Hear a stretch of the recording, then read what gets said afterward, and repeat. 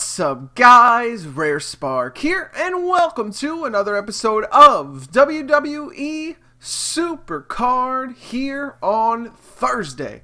So, today's episode, we're going to be talking about the Road to Glory, and we're also going to be talking about NXT from last night. So, I talked about this a few weeks ago, and I want to start it now. Basically, what I'm going to be doing is the next day from whatever WWE show is on, I'm going to be doing a Supercard video and kind of reviewing it.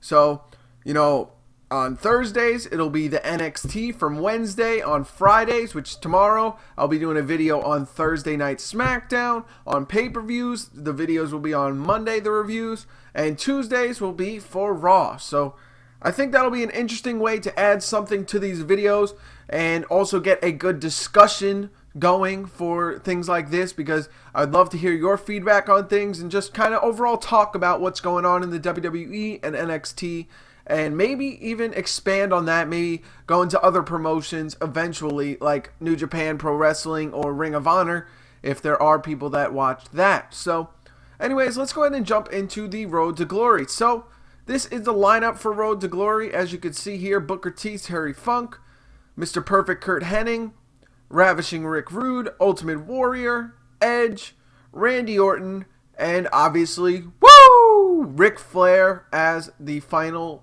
card. So we've got Ric Flair down below because he won the PCC last week. And so, unfortunately, none of these cards are a pro for me. Edge is not a pro. Randy Orton is not a pro. And I don't think I'm going to be going for Ric Flair because I didn't get the first one. So there's no real point in trying. So first, I wanted to talk about, before jumping into a couple Road to Glory matches and talking to you guys about NXT from last night, I wanted to talk about the team event for Survivor Kane. It completely slipped my mind. I was working so hard the last couple of days, which is why I haven't been making videos. I've been working double shifts and all that stuff and working early in the morning. I had to get up at 5:30 every day. So every time I get home, we've been working so hard at work that I'm just like dead tired. I end up likely taking a nap for a couple hours usually. Then I wake up. By that time, the wrestling's on. I watch wrestling, go back to sleep, and get ready to wake up again at 5:30. So I haven't really had the time to make a lot of videos the last 2 or 3 days. And I also completely forgot about this event. And props to my guys, props to my team for completely carrying me. I didn't do anything. Straight up. I didn't do anything. Because I've been busy working and everything like that, and I was trying to get in as much as I could at work, but by the time I realized that the event was going on, because the way I thought it was going to work is I thought they were going to do team events every 2 weeks because of the canceled Team PCC. So I thought they were going to do it every 2 weeks rather than every week, and because of that, I was like, oh, there's no event this week, I don't have to worry about it. And there's this new boss at work, which is why we've been working so hard and everything like that. So I really haven't been able to, like, normally go on my phone and get a couple matches in here and there, get my bouts in real quick, you know what I mean, when there's a little downtime. So to try and stay on the boss's good side, I haven't been doing any of that, and I've just really been focusing on work, so I wasn't able to play it all. And props to my team, because as you can see here in the points breakdown, Luke once again is a beast. Newcomer Robert, which is, I really don't know any information on the guy, so if you see this video, I don't know if you watch my videos, props to you, man. I think he was added by either Copter or Dez, maybe. Like I said, I've been kind of busy, so I haven't been able to really focus on that. But props to Robert, he gets 551 points. Patches with 423, Dez Perez with 314, Copter 306, Kill Moose Kill 278, Nick 153, Seth for Business 135, Draco, which unfortunately is going to be, I believe, leaving the team soon. At least that's what the message he sent to us made it sound like, with 70. And Rare Spark, me, like I said, I did not do any work, and I really feel terrible about it. You should see, I should show you my messages. I don't know if they've been erased by now, but I was just apologizing for like 20 minutes. Like, guys, I'm so sorry. I've been working so much, I haven't had time, and I completely forgot about the event on top of that, so that didn't help factors. And I only got 8 freaking points. So, the next team event, I'm going to be grinding my butt off. I'm going to at least get, hopefully, 300 points, depending on the event. I don't know if it's going to be Road to Glory or not. They are going to be debuting a team ring domination soon, which you can see here in the bulletin board.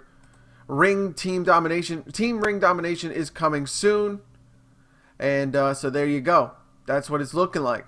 But I don't know how it's going to work exactly, but it's pretty much going to probably work just like any other team event. They use your cards, they play the same event, and you go ahead and you got your shot at getting a nice card. So I'm very excited to see how that one will work. Hopefully my team is strong enough to get the top card, because that would be nice. But let's go ahead and jump into a couple ring domination. Now I'm saying ring domination. Let's go ahead and jump into a couple of Road to Glory matches, which are going to be fairly easy to win because we're on uncommon card right now, and we'll talk about NXT. So anyways, let's go ahead and jump into it. First match of the night, which I have a list here just so I can keep track with it. First match of the night was a big 8-man tag match. Enzo Amore, Colin Cassidy, and American Alpha versus Dash and Dawson and Blake and Murphy. This was a very good match in my opinion. I like that everyone got their spots in for the most part. American Alpha looked great, and they were all able to get their finishers off, and it ends with an Air Enzo. So very good match, and I personally have no problems with Air Enzo, that move, because you know, what's the difference between that and like a frog splash or something like that? So I really have no issue with it, but a lot of people do, because they don't see what's the point of adding Big Cass throwing him to it. But I don't know. I think, you know, it looks all right.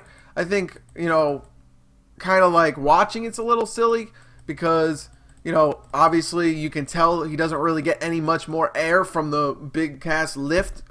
But at the same time, it's a cool tag team move. It's very simple, but at the same time, I think it's all right. I don't have any issues with it, but some people do, so I figured I would just mention that. But anyway, just a pretty good match in my opinion. Definitely worth the watch, and if you are a big fan of Big Cass and Enzo, definitely check that match out because it is definitely an entertaining one. The next match of the night was Deonna Purrazzo. She talks beforehand, kind of introducing herself to the NXT crowd. I have no information on this girl, to be honest with you. I don't really know much about her. My first view of her was last night, and of course she has a match with Asuka, which, you know, honestly, it's a typical Asuka match. I love Asuka, she's great, and she just has a squash match for now. So I really like what they're doing with Asuka. She has tremendous charisma, and the fact that they're building her up like this is just great in my opinion. I think once she learns English, she'll be able to move up to the you know, the big time roster with no issues at all. And I hope they continue to book her this way because she is one of the best in-ring performers in the WWE in general, not women's. I think she is the best women's performer, up there with Sasha Banks. Both of them are amazing in the ring. Asuka just has this smoothness about her in her matches and everything like that.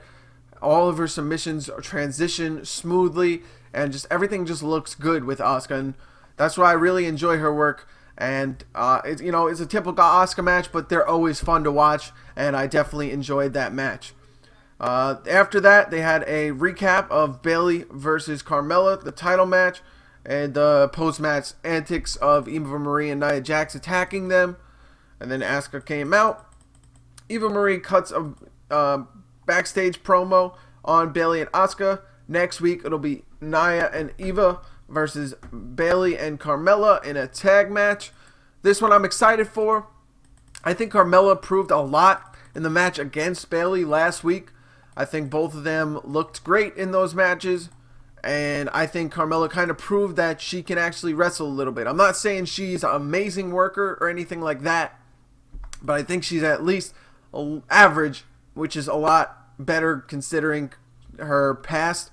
You know what I mean? Like she's looked really bad in some matches, so to see her put on an average match and average work, I think was very good for her, and it shows that she's improving, and I'm excited to see what she can do in the future because I think she personally looked great in that match against Bayley, and I don't know, I'm looking forward to really seeing her future work because she definitely has that charisma.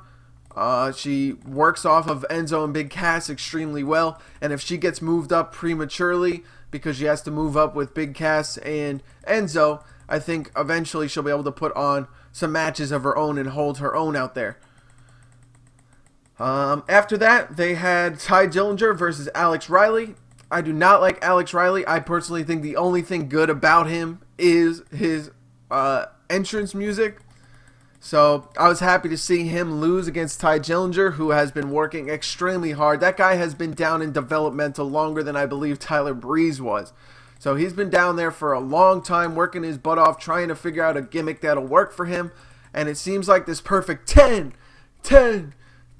gimmick is definitely working for him. So I'm excited to see where that goes. And hopefully they run with it. You know, he's extremely over in NXT. I don't know if necessarily it would work in a bigger scale, like on the WWE scale where he's on Raw or something like that.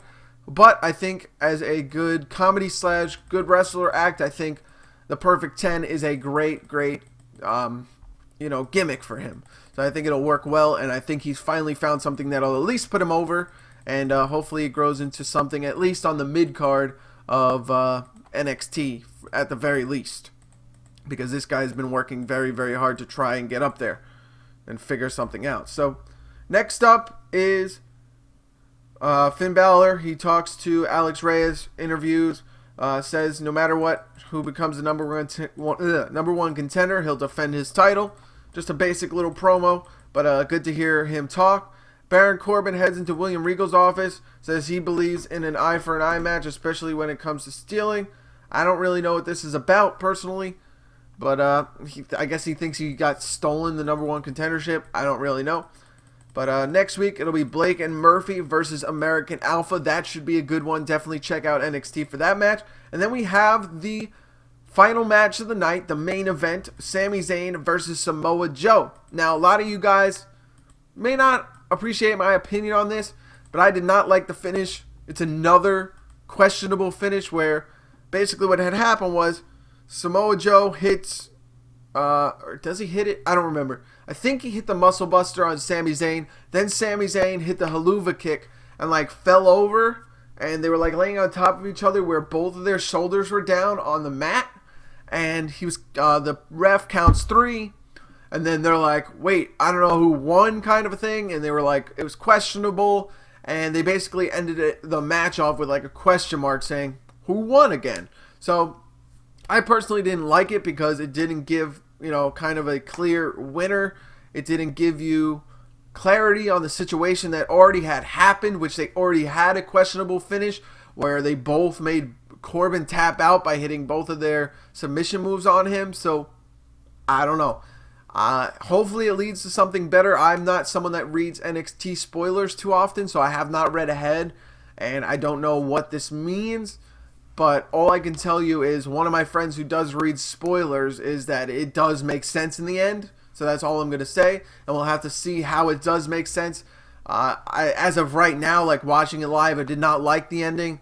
I kind of wish they just gave us a clear number one contender, but maybe it sets up for something else. So anyways, I hope you guys enjoyed my little NXT review. Let's go ahead and pick up these legendary cards, and I look forward to reviewing SmackDown tomorrow. So good luck with you guys in your... Excuse me, I had a tickle in my throat. Good luck to you guys in your ring domination. Why am I saying ring domination again? Road to glory. Hopefully you guys get the card you're shooting for. And I look forward to making more videos. So thank you guys for watching. I'll see you guys later. Rare Spark out.